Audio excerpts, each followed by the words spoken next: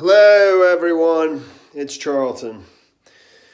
So there's an update on the Hoover, Alabama shooting, the mall shooting that took place on Thanksgiving evening. I think it was around 10, 11 o'clock at the mall, the River Chase Galleria, and where the wrong individual got shot by, I guess allegedly by a police officer. We still don't know the identity of the police officer, who I think is on paid administrative leave at this point. The family gave a press conference today, around noon today, around 12:15, revealing an autopsy that they, their own private forensic pathologist did on the, on Emantic Bradford Jr., EJ Jr.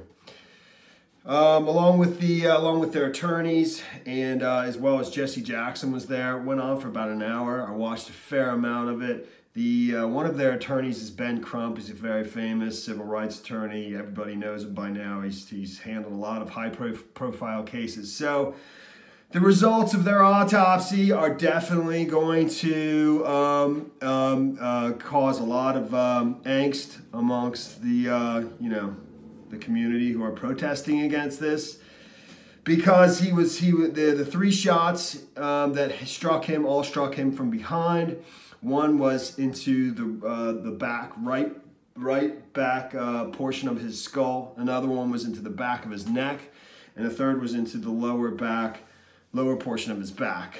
And I think any one of those three, according to one of the reports I saw, any one of those three gunshots could have killed him. I think the one that went into the rear of his neck, that bullet actually remained lodged in his throat. His father actually mentioned that during the press conference, who was extremely upset. During the press conference, speaking directly to the officer who fired at his son. And, and at the same time today, this morning, earlier, I think before this press conference was done, the Hoover Police Department and the ALEA, actually at the behest of the ALEA, which I believe is the Alabama Enforcement Agency that's investigating this.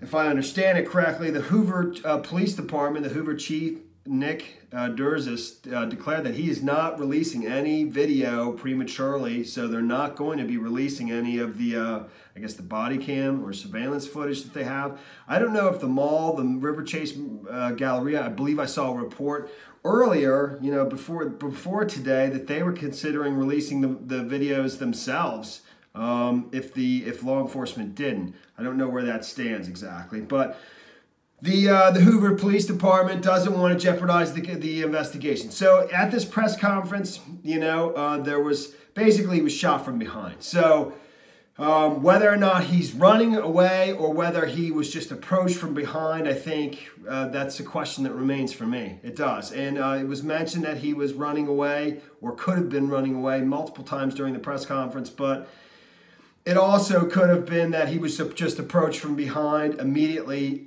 following shots being fired, and an officer and his father, Emantic Bradford Sr., who actually is a correctional officer in Birmingham, Alabama.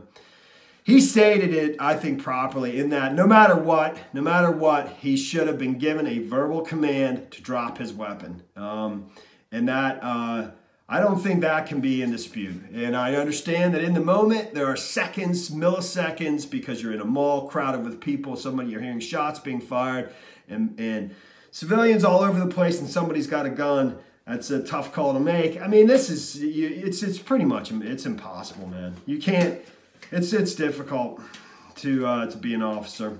But it was a painful press conference, and so we will see. They showed a diagram from the pathologist that they hired. His name was Dr. Roger Mitchell. Of the bullet entry wounds, and they were according to this pathologist, this forensic pathologist, he determined it to be should be ruled a homicide, and they're more or less calling for murder charges. Not explicitly, but they're basically, that's being, that he should be, that this should be treated as a homicide, and this officer should be,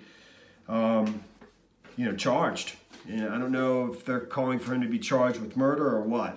It's, But we haven't heard the last of this, obviously, and it's a terrible shame, man, because the kid is 21 years old, was in the service, by all accounts, was nothing but a good kid, and he was actually trying. It seems as though he was actually trying to help somebody, help the public.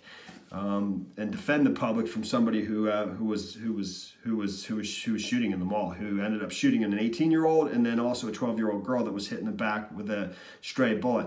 And Mantic never fired his weapon. I think that's fairly well established by now. The actual suspect is in custody. His name is Aaron Brown, and I believe he was brought all the way from Georgia back to Hoover, Alabama. I guess he fled, following the events of that night.